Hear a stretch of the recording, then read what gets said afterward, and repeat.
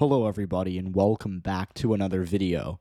In today's video, we'll be taking a look at the 2024 presidential, Senate, and gubernatorial elections, and this will be the first of a two-part series in which I detail the full implications of a landslide or best-case scenario for Joe Biden and then Donald Trump tomorrow. I want to talk not only about what the electoral map would look like now. I've done presidential electoral map videos, best-case scenarios, a couple months ago, so we'll do an updated version of that. But I also want to look at the Senate map, what that would result in, and which governorships would be won. So this is the best the Democratic Party can do in 2024, and we're just going to start out with the presidential map for Joe Biden. We would fill out, just in this scenario, the states that he would likely win by safe margin or close to a safe margin. I'm not going to be too technical here, but I do kind of want to get going. So there are some states here that I wouldn't normally give him: Maine at large, Virginia, New Mexico. I'll give him Nebraska's 2nd district just for fun. And then Trump's list of safe states will be smaller than it usually would be because, again, some states that are going to vote Republican anyways, they would still narrow up in terms of margin, and we would thus see a smaller list of states that would be safe for Donald Trump. So it's 96 for him, 212 for Joe Biden. We're going to go to the likely states. These are the states that I think Biden would win pretty easily, but not by safe margins. I'm not going to put Georgia there just yet, but I will put New Hampshire there, and I will actually, we're just going to do that. So as you can see here, Joe Biden's already passed 270, and I've given him Arizona, Minnesota, Michigan, Pennsylvania, and New Hampshire. We'll start out with Arizona. Arizona is a state the Democrats did very well in 2022. They won the Senate race by 5, won the governorship in a race that they were trailing in most of the polling. They won the Attorney General race, the Secretary of State race, and they did lose the treasurer race by a good margin, but again, very popular GOP incumbent. Treasurer races aren't usually a great indicator of how a state is electorally. What matters is mostly the SOS race, the Senate race, and the governor race, and Democrats went 3 for 3.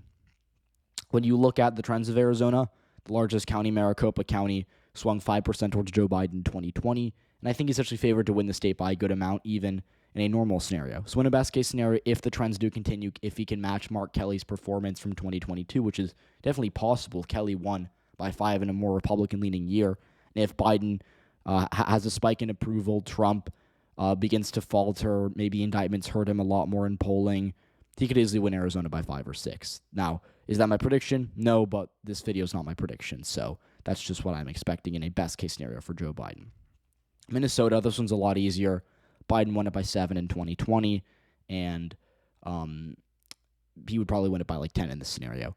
Michigan, he won it by 3 in 2020. Not hard to see him doing 2% better. I think he'd do maybe 3 or 4% better. Gretchen Whitmer won by 10.5 in November, and obviously, I don't think Biden would win by that much, but I do think that there is a path for him to do very well. He would likely improve in the suburbs as he's been doing, or as he did in 2020. Again, these Trump indictments, I think, have a lot of upside for Democrats politically because they can really exploit him with moderate voters, many of whom live in the suburbs. And I think that's a path for Biden to do well with those voters who, again, he's already doing well with, but there's always room for Democrats to improve. And then maybe getting a bit of a swing back with working-class voters that were working-class voters in Michigan did swing towards Biden in 2020. They tried it against him in a lot of other states, but in Michigan, they swung towards him. And in 2022, all across the state, both in House races and the governorship, we saw working-class voters really go back to Democrats. So in a best-case scenario, everything goes right for Joe Biden federally. Probably wins back Michigan by a good amount. Pennsylvania is similar. Improvement in the suburbs, and a bit of a reversion with working-class voters. That gets you to a pretty good victory there, maybe 5.5. Then New Hampshire, like Minnesota, this one's easy. He won it by 7 in 2020. Don't see how he wouldn't win it by a likely margin in his best-case scenario as well. So that is where we're at for now. For Donald Trump, we're going to give him a few more states. These are kind of going to fill out the normal safe states. I don't really want to spend too much time on any of these states because they are not too competitive, but we'll go through them. Montana, Utah, Kansas, Nebraska's 1st district. These are all left-trending areas in the West. They, I think, could be competitive in future elections, but in 2024, even if Biden does really well nationwide, he won't come close to winning these states, but they will narrow up. Iowa and Ohio, the opposite. They're right-trending states that will be red for years to come, but They were in single digits in 2020, and that's what keep them in the likely column. Then South Carolina, kind of just a polarized election result here. We always kind of get a similar thing. Democrats have a ceiling of 46% here, and if we're talking about a ceiling scenario, maybe Biden loses it by 7 or 8. Not much. He can't really get much closer than that, though. And so that leaves Joe Biden with 271 electoral votes going on the lean states. We're going to give him a couple here. Nevada and Wisconsin for starters. These are states he won in 2020 by narrow margin, specifically Wisconsin, which he only won by around, I think, 21,000 votes. I think he could improve. When you look at the ideal Democratic coalition here, in 2022, Tony Evers won by 3.4%, and that was because he was able to do better than Biden in a lot of working class counties, but he really turned it up in the suburbs. I mean, you look at the results in the WOW counties outside of Milwaukee, Evers did very well there. So, yeah, Biden could absolutely do very well in Wisconsin by kind of getting Evers' numbers. And again, suburbs in Wisconsin and actually most states are much more Democratic federally than they are down ballot in a local race like a governorship. So Biden would do better than Evers in the suburbs and potentially hold on to the numbers he got with working class voters to kind of win Wisconsin by 4%. That would be his best. Nevada, maybe a little closer. It was a 2.5-point margin for him, but it's, I would say, a state with less favorable demographics than Wisconsin for Democrats.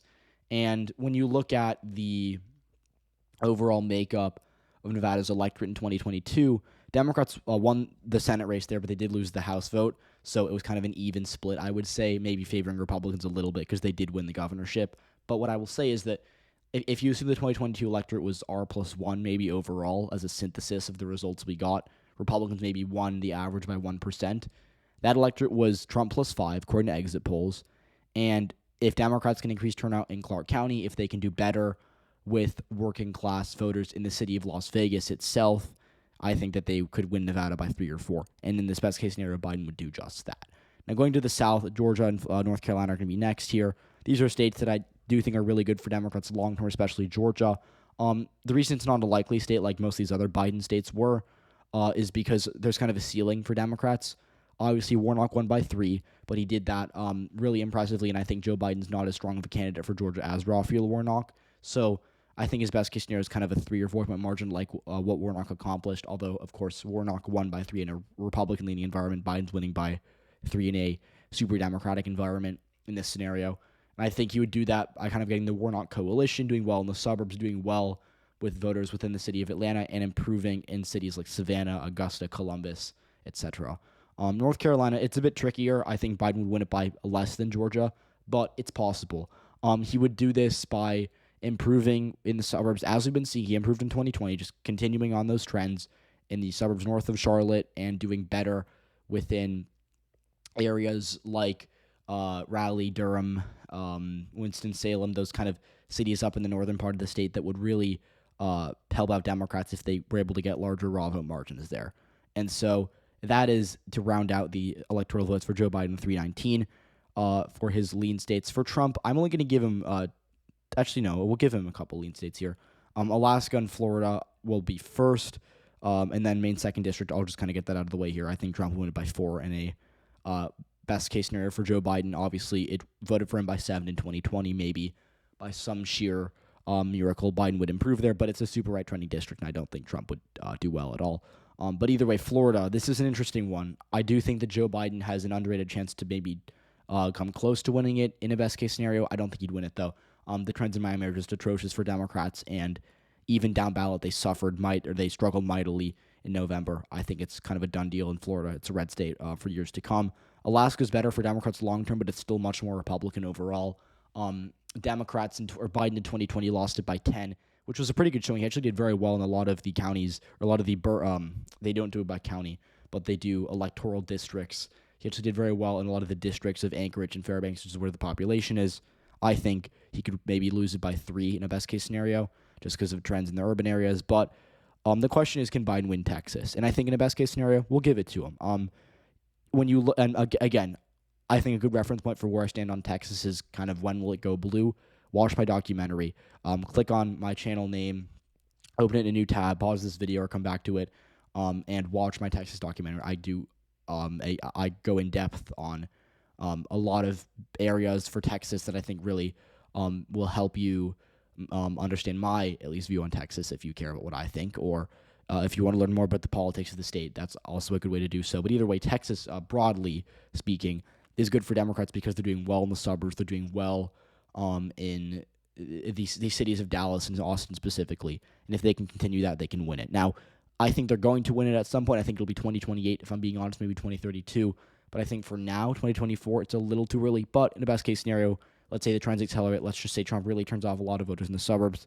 Biden will win Texas by a point. So that is the best case scenario for Joe Biden presidentially. You can kind of take it in now. 359 electoral votes, 179 for Donald Trump. Let's now go to the Senate map here. So the Senate map is obviously very favorable to Republicans. They benefit from the fact that most of the competitive seats up are held by Democrats, but nevertheless, let's go through it. Democrats, I'm going to give them their normal safe states. I don't really think I'll add anything on here because I guess I'll add Maine because I think it's King's running, but the states that Democrats I think would do well in are kind of the states they would already be doing well in. So for starters, we'll give them a couple swing states. Arizona, they also win Hawaii, Wisconsin, Michigan, Pennsylvania. Arizona, for starters, in this scenario, Sinema drops out and endorses Gallego, and Gallego beats Carrie Lake by 5. I don't think it's that hard to see Lake losing by 5, especially after she lost the governorship to Katie Hobbs, who was not really the best campaigner, if we're being nice here. And in addition to that, Gallego would do really well in Phoenix itself, so I think he wins by 5 in the best case scenario for Democrats. Wisconsin, Tammy Baldwin won by 11 in 2018. Maybe doesn't win by that much, but against a terrible candidate like David Clark for Republicans, she would probably win by high single digits in this scenario. Michigan, similar thing. Elisa Slotkin, I think, is a decent candidate statewide, and Republicans don't really have any good candidates to field.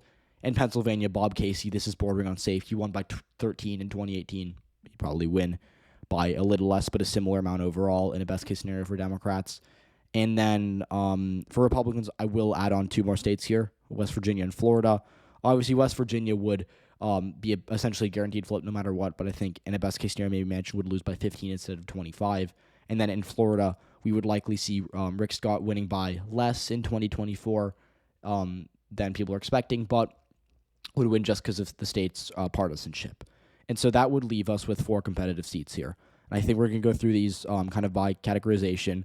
The first 2 I want to give to Democrats are Nevada and Montana. These are both states that I think Democrats are actually favored to win right now, no matter what, just by smaller margins than I'm going to give them here. In Nevada, I do think Jackie Rosen will win by maybe just under 5.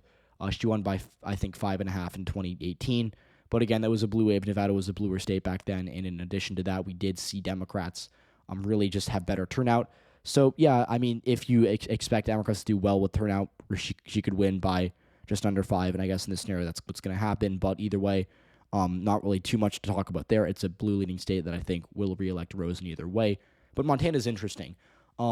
Tester won by 3.6 in 2018. I could be wrong, but it's in that range.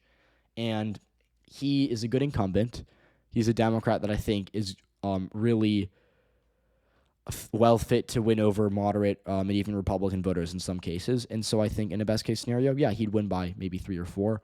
He'd do this just by benefiting from Matt Rosendale being a terrible Republican candidate and from the because again, in my presidential scenario, I have Biden only losing Montana by like 7 or 8, and I think Tester, who outran House Democrats by like I think 8 in 2018, and actually in 2012 he outran Obama by like 18% maybe. I think he outran him by 20, but again, he's outrun presidential candidates stronger than Joe Biden in the past, and I would just say overall, John Tester, to me, is a very strong incumbent, and I think in a best-case scenario for Democrats, that he win re-election. And that leaves, to decide the Senate, Ohio and Texas. I think the first one we'll do is Ohio. I'll give it to Sherrod Brown. Obviously, I don't expect him to win in real life, but in this La-La Land scenario for Democrats, he would win. Ohio is a state where Democrats do have room to gain in the suburbs. Not a ton, but they will, maybe continue to improve north of Columbus and Cincinnati. And then when you look at the results recently that they've been getting in working class areas, it's been a disaster. But to be fair, Sherrod Brown did outrun Richard Cordray by a lot in 2018 in a lot of working class counties like the Youngstown area, the Akron area. Brown does very well there, and if he does that again, he could win. Again, not what I'm predicting, but in a best-case scenario, that would be what would happen. And then Texas. Again, if I said that Donald Trump loses Texas, I think Ted Cruz would lose it too. It would be narrow, but kind of what I said for my presidential section of the video. Ted Cruz, who underperformed Trump in actually a lot of suburbs in 2018. And that's just horrible, by the way, because Republicans do better in the suburbs in the midterms, and they always do better in down-ballot races in the suburbs. The fact that Ted Cruz underperformed Trump in the suburbs in 2018 is horrible. He could easily lose all 4 counties in the Dallas area, and I think that's what will happen in this scenario. So Colin Allred beats him by maybe just under 2%, and Ted Cruz finally loses in Texas. So that's the best-case scenario for Democrats, 51 Senate seats for them, 49 for the GOP.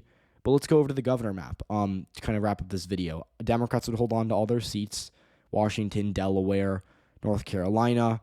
To get into that state, I believe we would likely see kind of a 2022 Pennsylvania redux. It would be by a smaller amount. Shapiro won by 15. I don't think Josh Stein will win by that much. But, again, Josh Stein is the Attorney General of the state of North Carolina. He won very narrowly in 2020, despite the fact that Biden lost. So he's an overperformer. He outran Biden by about 1.5 points in 2020. In addition to that, he's running against Mark Robinson, who was a very polarizing figure. Yes, he did win statewide, but that was before he was kind of a well-known lieutenant governor, and Democrats have a lot of material to attack him on, especially in his controversial statements on gay people and trans people, and that I really think is going to be toxic in the suburbs. So, to me, North Carolina is a state where I think Democrats are going to do well to begin with, at least on the governor level. And then, in a best-case scenario, Josh Stein really just turns up the heat and does end up defeating Mark Robinson and is elected next governor of North Carolina. Now, for the Republicans, I'm going to give them their safe states here, obviously, North Dakota, Utah, Missouri, Indiana, West Virginia. Vermont, I'm just going to assume for now Phil Scott runs. If he doesn't run, it's a blue state, but let's just say he runs. And then I'll give him Montana here. Montana, I think in the Senate race, in this scenario, would vote for Democrats, but in the governorship, incumbent Republican Governor Greg Gianforte, who's not terribly unpopular, I think would win re-election.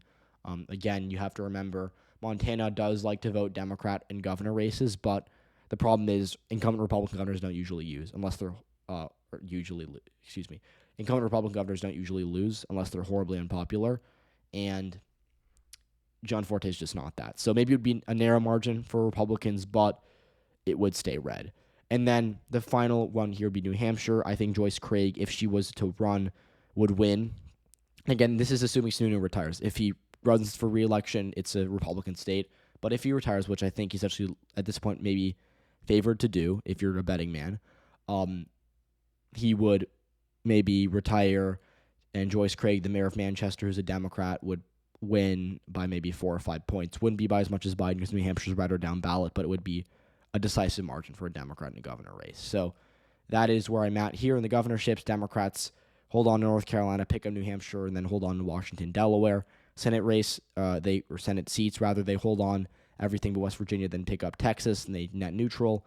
And then in the presidential race, Joe Biden wins all his 2020 states plus North Carolina and Texas. And that's the best Democrats can do in 2024. I hope you enjoyed. Stay tuned for part 2 tomorrow. Let me know what you think is going to happen in the best-case scenario for Joe Biden and the Democrats. Tell me which states you think I missed. Tell me which states you think I was horribly wrong on. Of course, always appreciate those comments. And that said, I'll see you all tomorrow.